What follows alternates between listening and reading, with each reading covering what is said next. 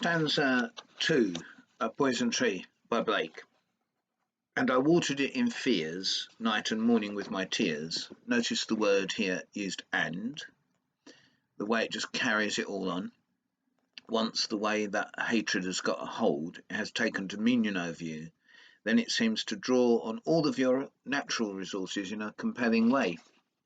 Notice that when great poets use rhyme, it's not just because it sounds good.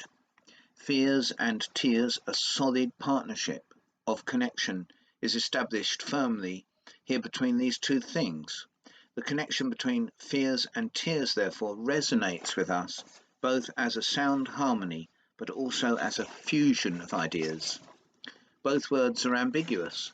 Why is he crying? What is the fear connected to? Certainly both words are extreme emotions. The growing hatred is causing fears and tears. These words, although put in as natural responses, signal that something is deeply wrong.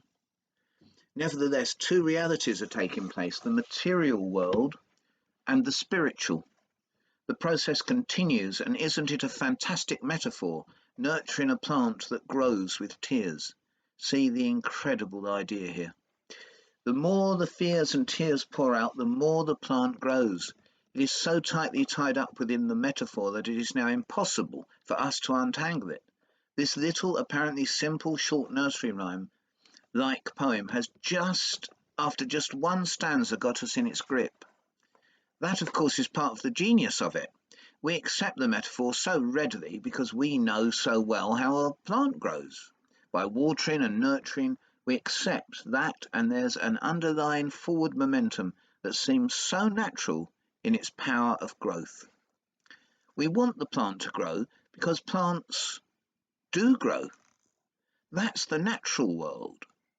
If it doesn't grow, then something must be wrong.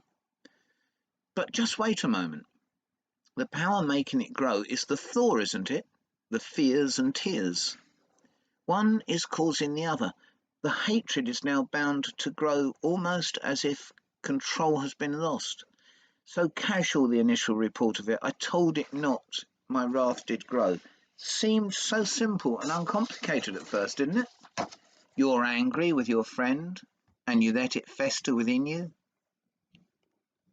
Who of us, as human beings, if we're honest, has not had that experience? Someone we don't like.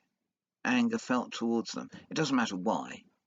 Developing without even knowing why into hatred towards them, realizing that, and that is one of the key points of the poem, not realizing that what it may lead to. But the point is that once the mechanisms of growth take over, you're caught up in it. The marvellous metaphor continues, and sunned it with smiles and with soft deceitful wiles. I find this so clever. And sunned it with smiles is easy enough to map against the metaphorical landscape, feeling the heat of the sun making the plant grow. But look, what does Blake do next? With soft deceitful wiles. This almost but not quite steps outside of the metaphor. I think because he wants us to be sure that what is going on here. Our hatred uses many tricks, doesn't it? Our anger, being deceitful, pretending we are helping, doing it softly so as to hardly notice. But it is there all right. The anger has given way to the hatred, and the process is now in freefall. In the next two stanzas, I shall give my response about the brilliant way that the fruit of this anger is delivered, and then I want to consider what happens after the poem has finished.